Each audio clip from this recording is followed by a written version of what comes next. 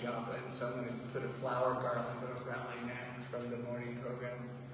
I was with you there. This was a different time. Oh, okay. I was walking down the beach, chanting, and I saw someone standing with a cup of coffee and a cigarette, and he looked at me and he goes, "Audible."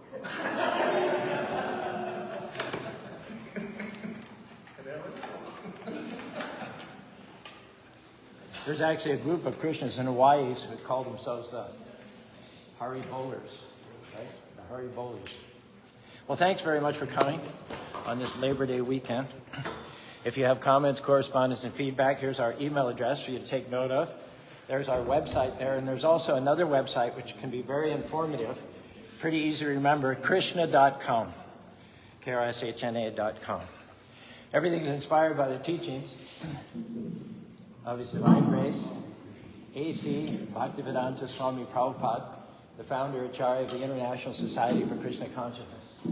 Om Aganati Mirandasya Garangara Salatya Chatsuram Militam Yana Tashmai Sri Gurave Namaha Sri Chaitanya Manobhistam Stapitam Yena Bhutale Sayam Rupa Karami Amtarati Swaparantikam.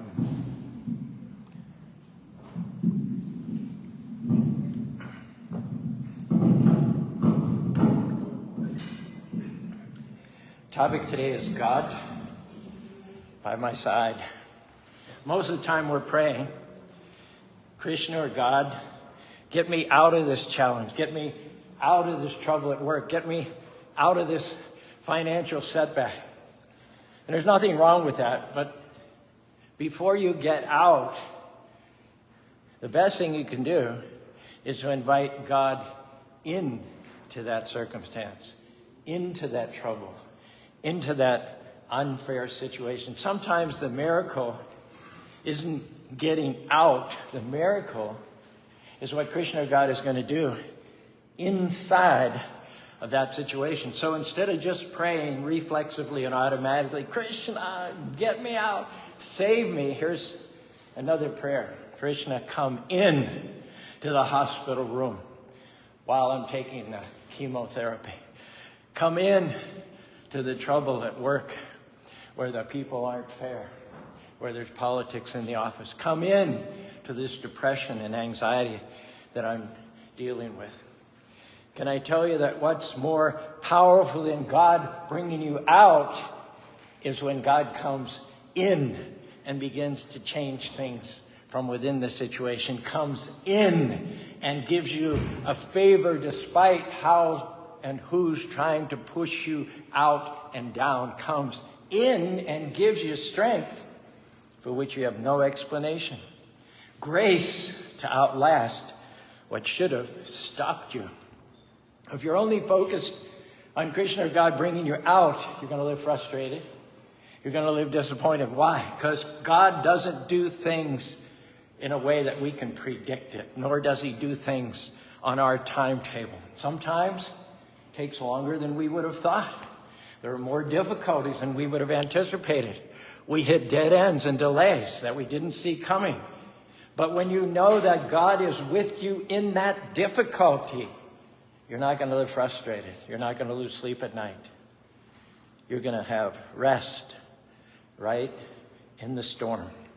Krishna, I know you're right there by my side, ordering my steps. And at the right time, according to your plan, you'll get me to where I'm supposed to be. This means you don't have to fight everything. You don't have to live upset. You can sleep at night.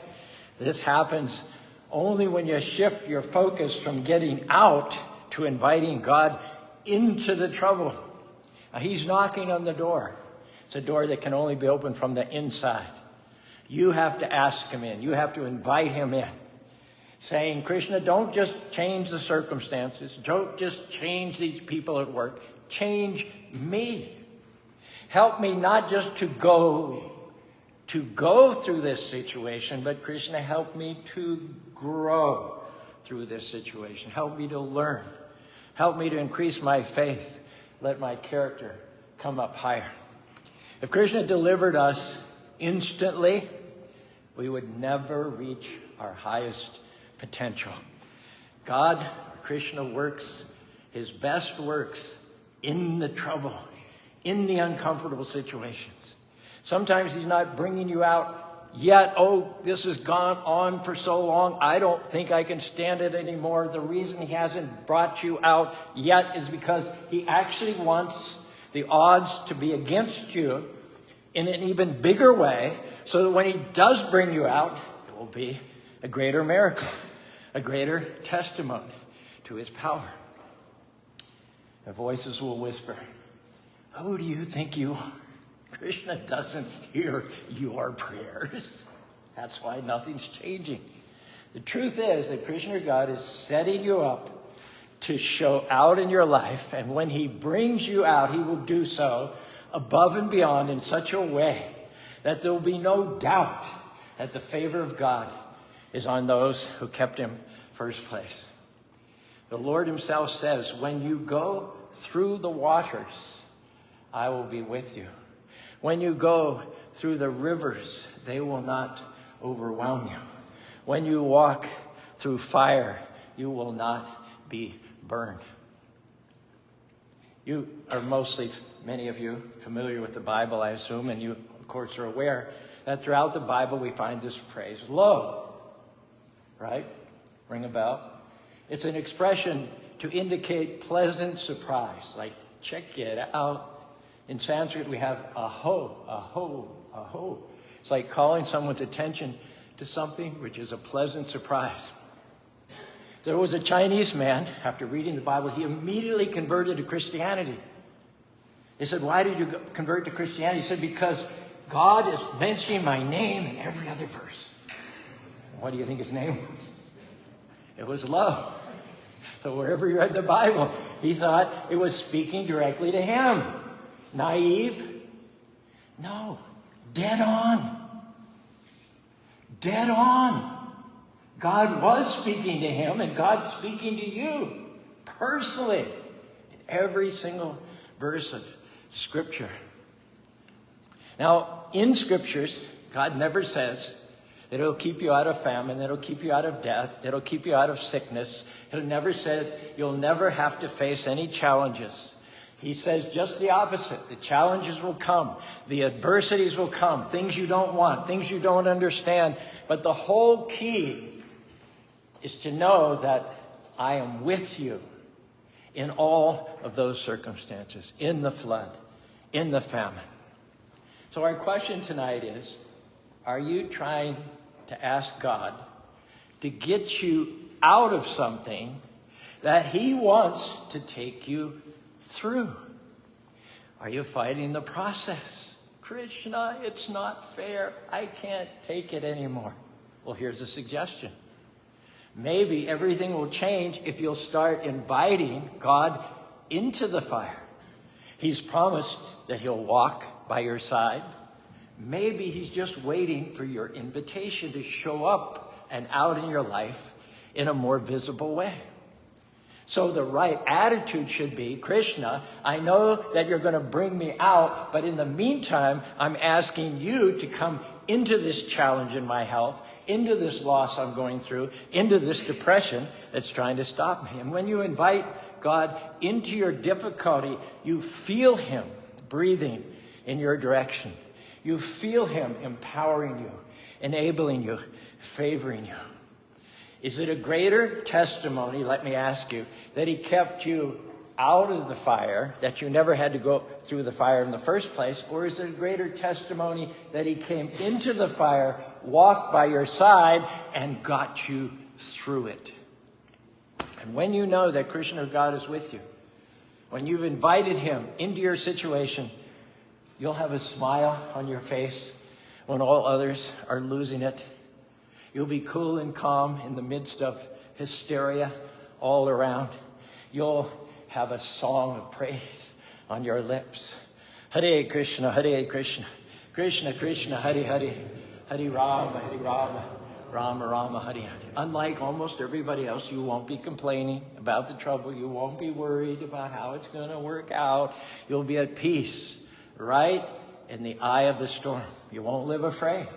You'll live confident, knowing that Lord Krishna is in those dark valleys, walking right by your side. Well, Caru, that's all very well, but I have his child who's really, really off course.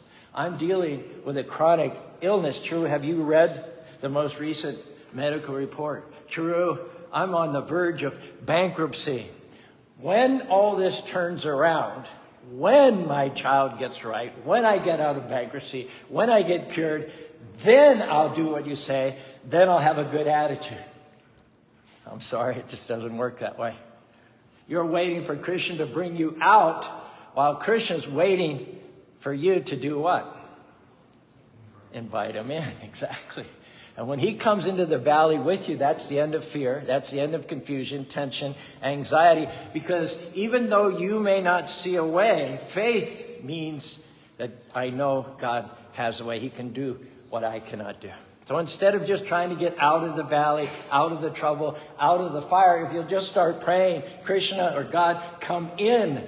Let me feel your presence in the fire. Show me your greatness in this trouble. Then you'll have a peace that passeth all understanding. A joy when you should be discouraged. A hope when you should be hopeless.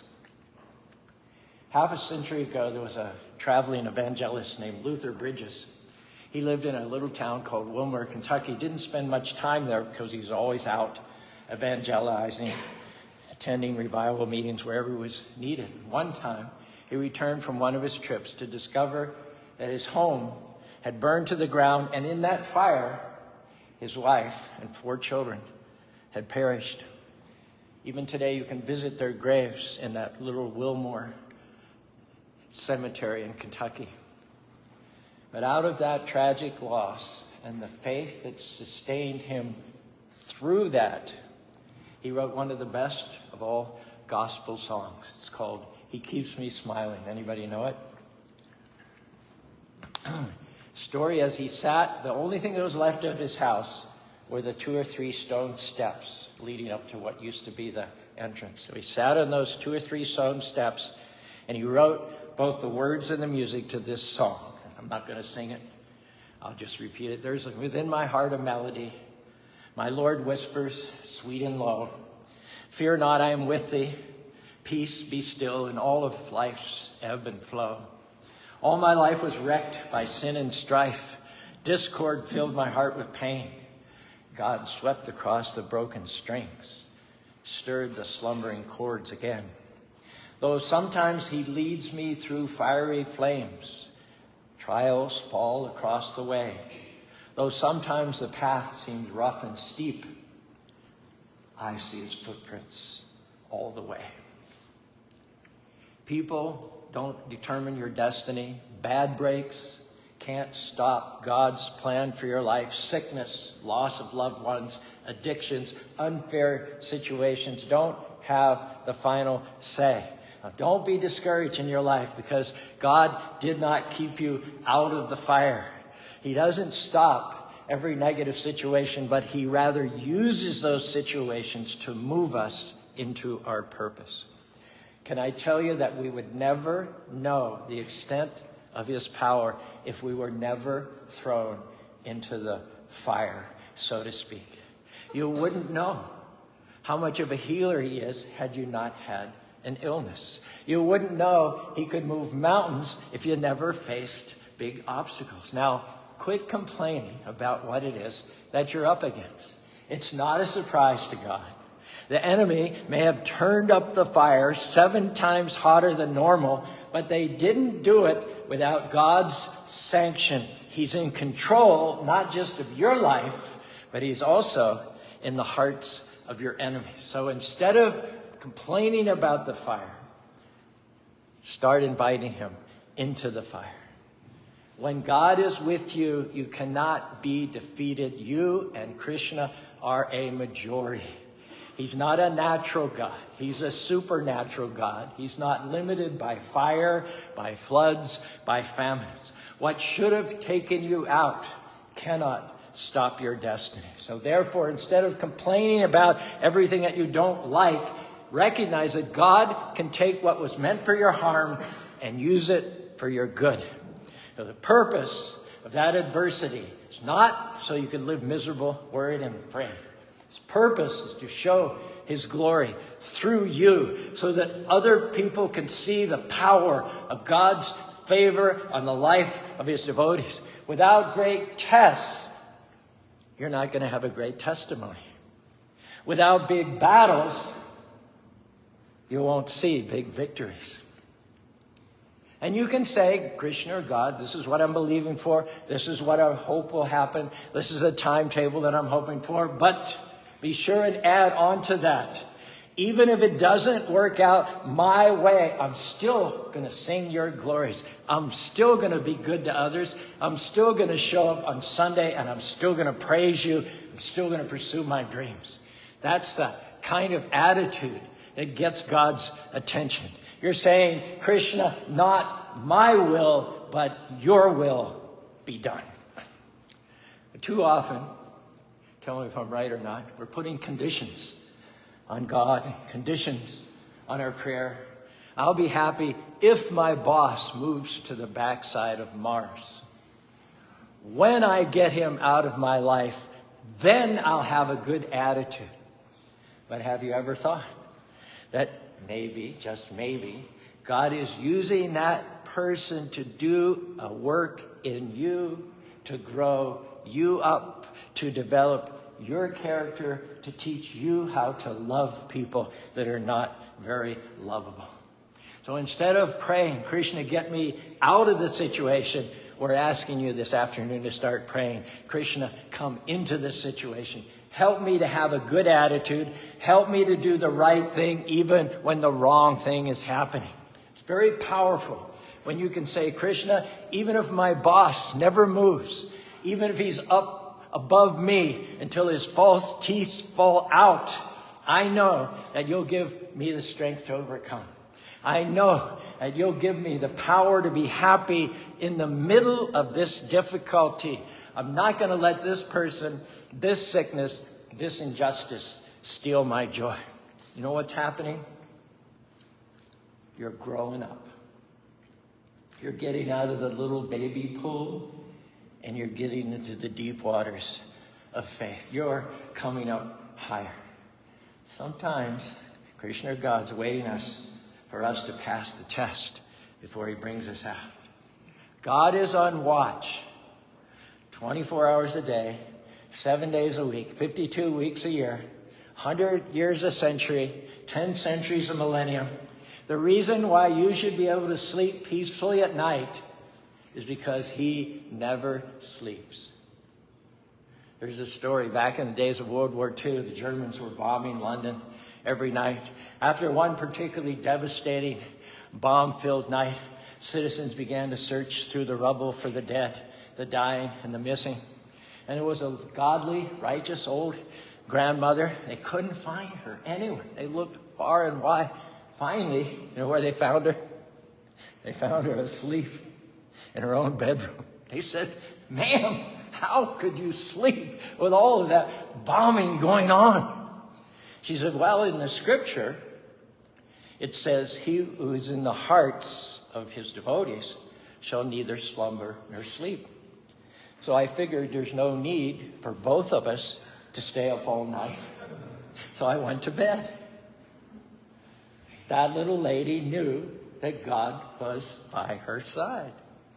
That bombing, so to speak, should have gotten you. That illness should have been your end. The medical report said, you're done. But God came in there with you. And guess what? You're still going strong. That person that you lost or that person that walked away, broke your heart, that should have soured your life. But you're ready to love again. You're ready to move forward, doing great things, fulfilling your purpose. How could that be? Because Krishna or God was in the fire with you. They say God is a very present help in times of trouble. And we know that God is always with us.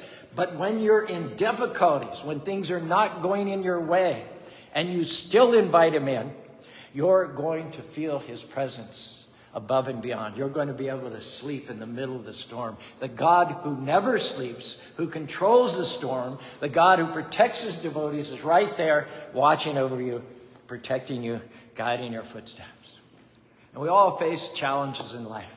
Things may not have turned out the way you thought.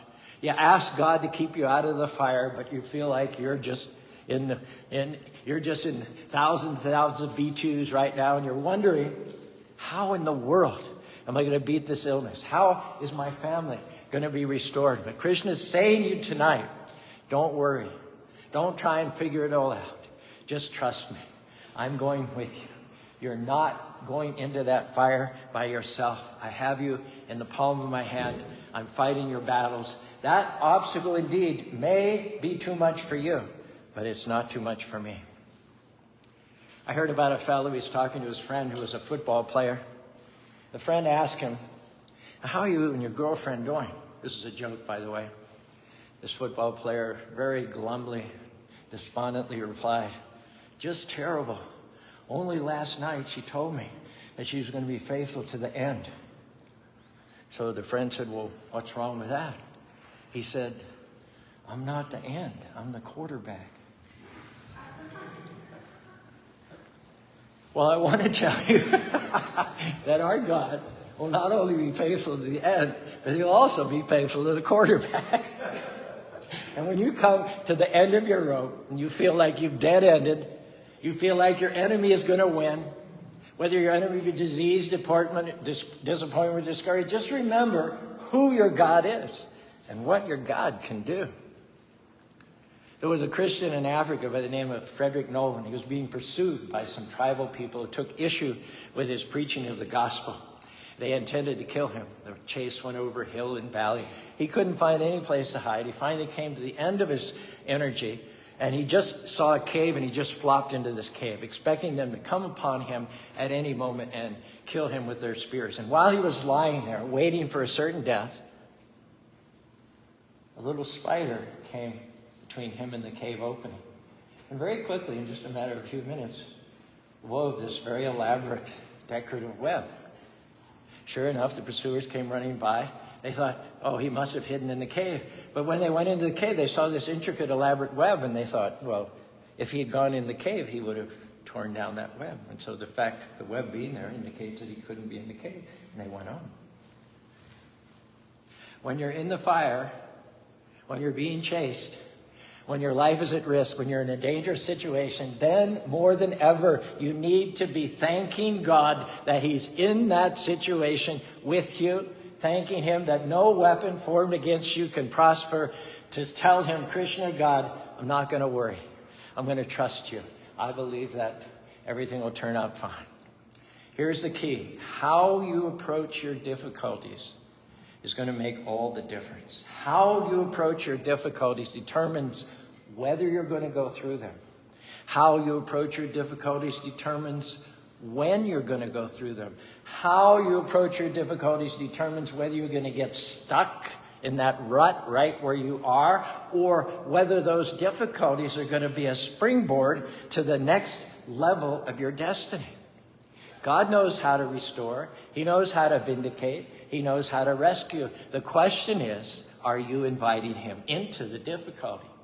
Are you complaining? Are you being discouraged? Are you telling God it's not fair? Well, try a different approach. God, come into the fire with me. Help me to do the right thing. Change me where I need to change. Burn off things that are holding me back. You have to bloom where you're planted. Shine where you are. Have a song of praise when you could be complaining.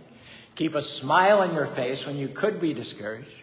Keep reminding yourself that God, the creator of the universe, the most high God, is right by my side. He knows what you're up against. He knows what's not fair. He knows the hurts. He knows the disappointments. He's been with you during the lonely nights. He knows every tear that you've shed. But here's the good news.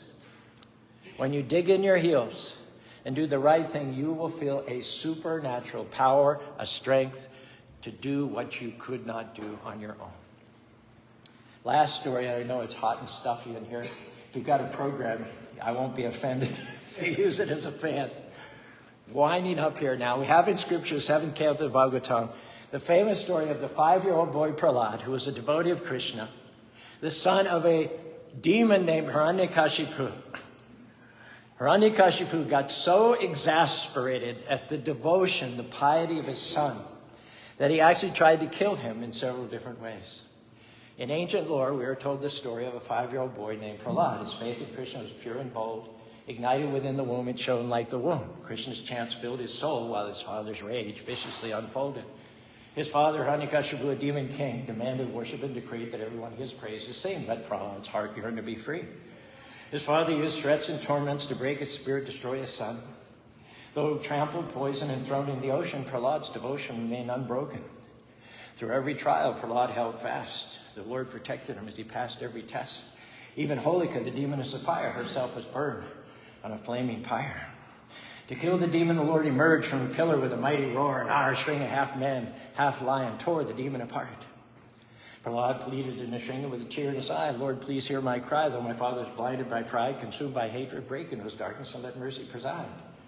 Prahlad's devotion conquered all. The Lord made an exception for his father, and out of his broken body offered redemption for the soul. May the story of Prahlad be forever told. His faith was untamed. Despite a demon king's rage, devotion was his armor, come what may. Krishna's names never left his lips. May the fame of those who proclaim the glories of the Lord live forevermore. At one point during his various efforts to kill his own son, being frustrated, this powerful warrior looks down at his diminutive little 5-year-old boy, and he says, where do you get the power to resist me? I've defeated the armies of demigods like Indra, Varuna, Kavira. How does a 5-year-old boy resist my efforts to kill him and to poison him? Where does your power come from? And Prahlad says, Dad, my power comes from same place your power comes, same place anybody's power comes from God. Then where is your God? I'll kill him and then I'll kill you. And he said, well, has his unique abode beyond this material world, but he also pervades and supports everything. He's in every atom. He's in every one's heart. And Hiranyakashipu, they were on the porch. He said, is he in this pillar? Prahlad said, of course. So Hiranyakashipu then wound up, and as soon as his tip of his sword touched that pillar, out of that pillar came, remember we talked about lo, something pleasantly surprising, or maybe not so pleasantly, depending on who you are.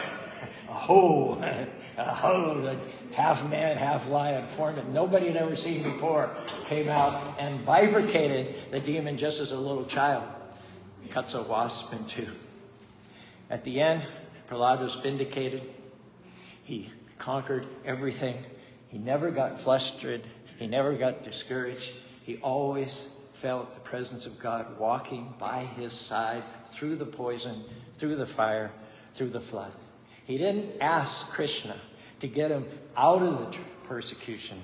He simply lived at rest and at peace in the persecution because he knew that Krishna was always by his side. Similarly, we can take a note from Prahlad's book and say, Lord, thank you that you're with me in this battle with cancer. Thank you that you're with me in the addiction. Thank you, Lord, that you're with me in this divorce, in this breakup, in this recent loss of a loved one. And when you invite God in, you will feel his presence in a new way. Hare Krishna, Krishna Krishna, Hare Hare, Hare Ram, Rama Rama, Hare Hare. When the circumstances look bad, the medical report is not good, your loved one is off course, it's easy to live worried, upset, but can we encourage you this afternoon? The Most High God controls every atom. He's within your heart as well as in the heart of your enemy. He is the source of your strength as well as of your enemy's strength. Fires cannot stop you. Sickness cannot stop you. Injustice cannot stop you. People cannot keep you from your destiny. Our suggestion is, if you kept God first place, relax. Everything is going to be fine for you.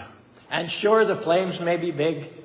The storm may be turbulent, but you have an advantage. The God who controls the universe, the storms, the fires, is right by your side. Now, do your part.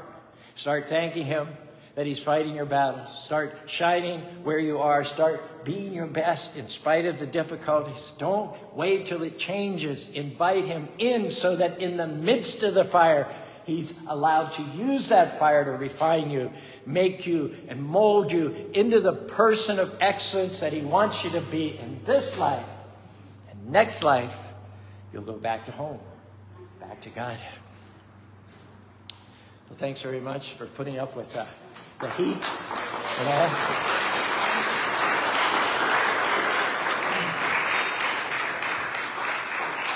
We're going to have a beautiful traditional ceremony involving putting in practice what we just talked about, chanting. But before that, if you would kindly just join me by raising your hands, and let's all say together, Hare Krishna, Hare Krishna, Krishna Krishna, Hare Hare, Hare Rama, Hare Rama, Rama Rama, Hare Hare. Thank you very much.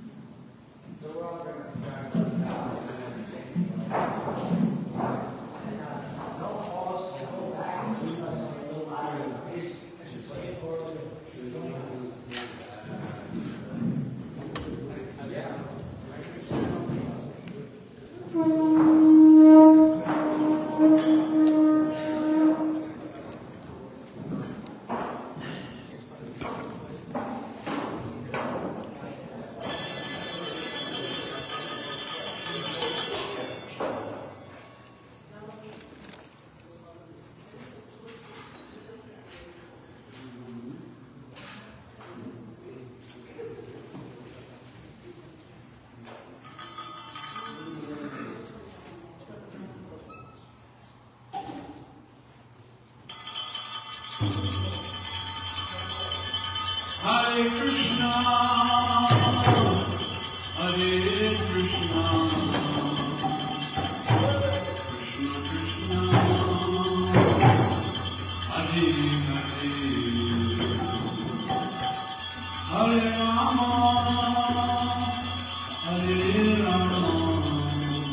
Krishna, Hare Hare, Hare Rama, Hare Rama, Rama Rama, Hare Hare.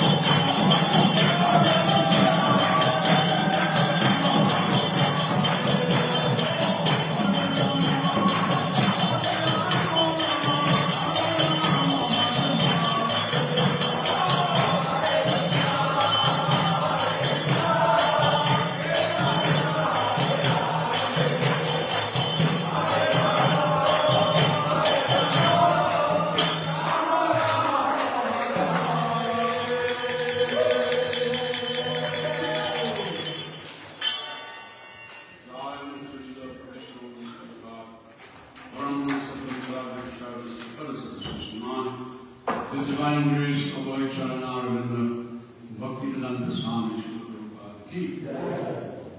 Nitya Leela Pravishno Nishnupad Paramahansa, Srila Bhakti Siddhanta Saraswati Thakur Goswami Prabhupada ki. Ananda Koti Vaishnava ki. Namacharya Srila Thakur Haridas ki. Srila Goswami Prabhu's ki. Praise to Sri Krishna Chaitanya Prabhu Nityananda, Sri Advaita Gadadhar Srivasadi Gaur, Bhaktavrinda ki. Sri Radha Krishna Gopinath, Dham Radha Gun Giri Govardhan ki. Vrindavan Dham ki. Navadi Mayapur Dham ki. Ganga Devi Jamuna Mai ki. Bhakti Devi Tulasi Maharani ki. Naam Sankirtan ki. Harinam Mahamantra ki. Brihat Mridanga Sri Bhakti. Parama Karana Sri Sri Govardhananda ki. Sri Radha Shyam Sundar ki. Sita Ram Lakshman Hanuman ki. Samaveda Bhakta Vrinda ki. All glories to the assembly. All glories to the assembly. All glories to the assembly. Glories to Sri Guru and Sri Gopinatha. All glories to Sri Prabhupada.